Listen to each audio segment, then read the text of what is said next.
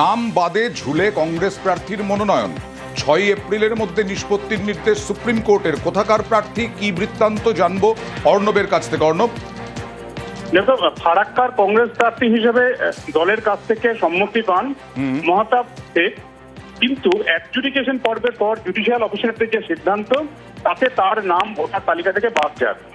এরপরই দল ওই ফারাক্কা আসনে সরাসরি কোনো প্রার্থীর নাম ঘোষণা করেনি, কিন্তু দল ইতিমধ্যেই পার্টির কনসেন্ট দিয়ে তাকে চিঠি পাঠিয়েছে সেই ওখানকার প্রার্থী। কিন্তু প্রার্থী হলে কি হবে, যেহেতু নাম আগে ক্লিয়ার করতে হবে, তার জন্য একটাই অপশন, অ্যাপিলেট ট্রাইব্যুনাল। কিন্তু সেই ট্রাইব্যুনাল গতকাল সুপ্রিম কোর্টে দেওয়া কথা কমিশন আজ রাখতে পারেনি, আজ ট্রাইব্যুনাল বসেনি, কাজ হয়নি। এই অবস্থায় আজকে ফের এই মহতাব শেখ, যার ফারাক্কা থেকে কংগ্রেস প্রার্থী হওয়ার কথা, তিনি আইনজীবীদের মাধ্যমে প্রধান বিচারপতির বেঞ্চে ছুটলেন এবং সেই বেঞ্চে গিয়ে তার এই সমস্যার কথা জানালেন।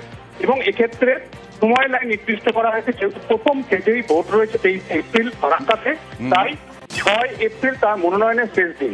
এক্ষেত্রে 6 এপ্রিল দুপুর 12টার মধ্যে মহতাব শেখের যে ট্রাইব্যুনাল, তার যে আপিল, এই আপিলটা নিষ্পত্তি করতে হবে। এবং এক্ষেত্রে সুপ্রিম কোর্ট জানিয়েছে যে 19 জন অবসরপ্রাপ্ত বিচারপতি তারা এই ট্রাইব্যুনালে কাজ করবেন।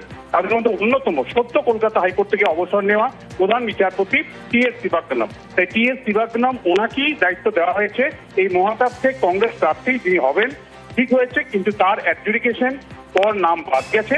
তাই ট্রাইব্যুনালে তার অভিযোগ যেটি রয়েছে সেটি নিষ্পত্তি করে ওই দিন 6 তারিখ দুপুর 12টার মধ্যে সিদ্ধান্ত নিতে। অর্ণব, এখানেও প্রশ্ন তোলা হয়েছে যে পাসপোর্ট আছে, তারপরেও নাম বাদ কেন?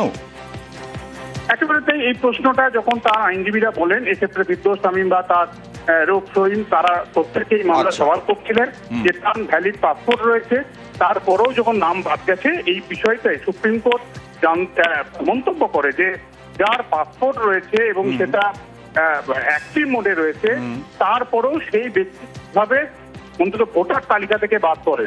কারণ পাসপোর্ট